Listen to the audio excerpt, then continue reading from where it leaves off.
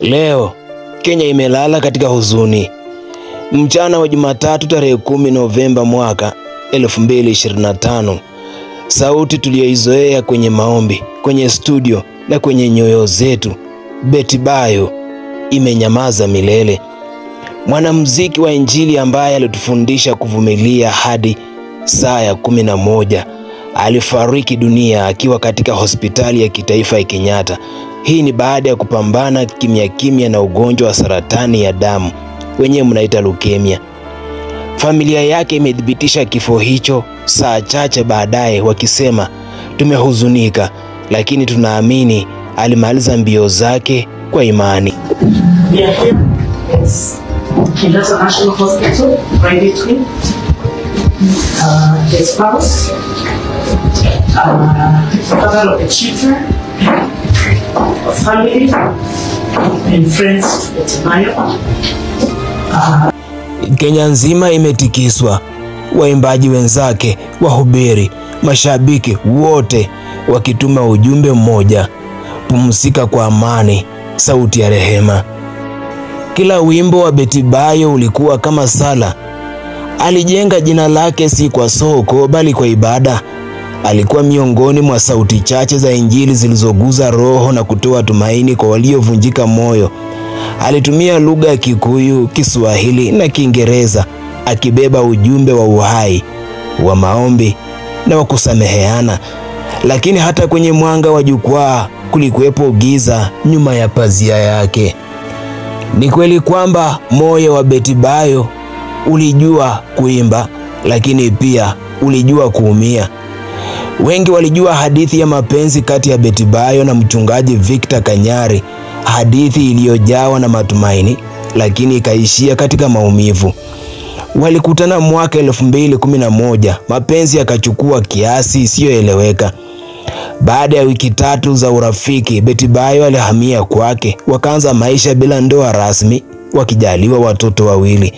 Miaka michache baadaye, ulimwengu ulitikiswa na sakata la 310 Kanyari, na jina la Betty Bayo likachanganywa na vumbi la aibu ambalo halikustahili.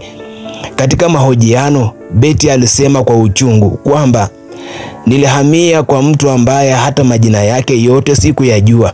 Nilifanya makosa tangu siku yangu ya kwanza, na kwa machozi yaliyodhibitiwa akaongeza, kama Mungu hangekuwa wa rehema, ningekuwa gerezani la Wakristo.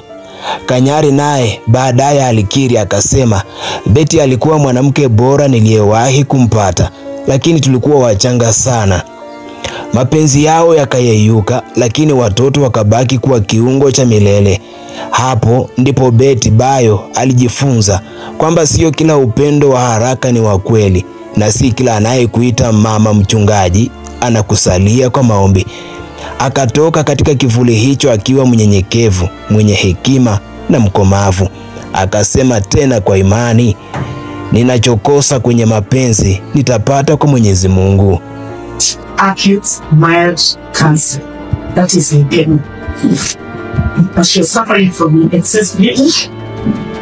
The doctors tried to do their best. First, she was taken to AER in Kiburo. She was later transferred here on Friday. Betty Bayo alizaliwa kama Beatrice Wairimu Mbugua katika kijiji cha Kiambu miaka ya 90. Betty alikulia katika familia ya kawaida, lakini ndani yake kulikaa ari isiyo ya kawaida. Alisoma kwa bidii hadi pale maisha yalipomzidi nguvu. Akalazimika kuacha shule akiwa kidato cha pili kwa kukosa karo. Lakini hakukubali maisha kumfunika. Akiwa kijana mdogo, alianza kufanya kazi za nyumba kwa shilingi 70 kwa siku, huku moyoni akiliacha giza la umaskini na kujaza ndoto moja tu, kwamba siku moja sauti yangu itaimba mbele ya mataifa. Na kweli, miaka michache baadaye dunia ikamsikia kupitia wimbo wake wa 11th Hour, huu wimbo uliobeba ujumbe wa imani kwamba Mungu hafiki mapema, lakini hafiki kuchelewa. Ndipo jina Betty Bayo likaanza kupaa kama upepo wa neema.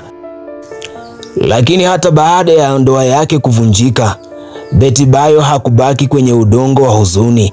Alijifunza kujipenda upya. Katika mahojiano mengi, yeye alisema, nilijaribu kujibadilisha ngozi yangu kwa ajili ya mwanaume. Akaniambia angenioa kama ningekuwa mrefu zaidi.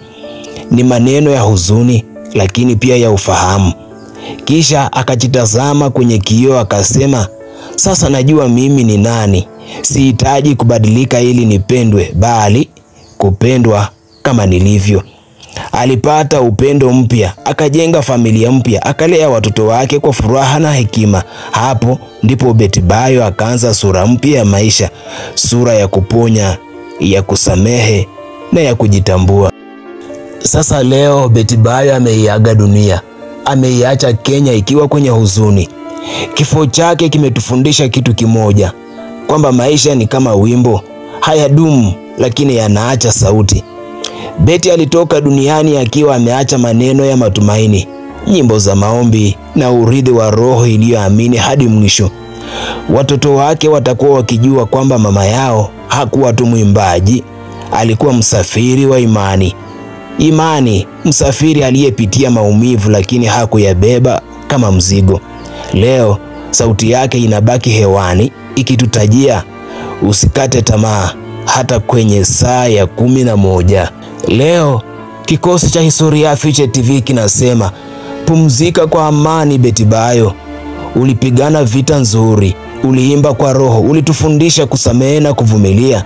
Sauti yako haitakufa, itaimba tena kwenye redio za mbinguni na katika mioyo ya wote uliogusa. 11th hour imeisha, lakini neema yako bado inaendelea. Mimi ni Profesa Collins Maji.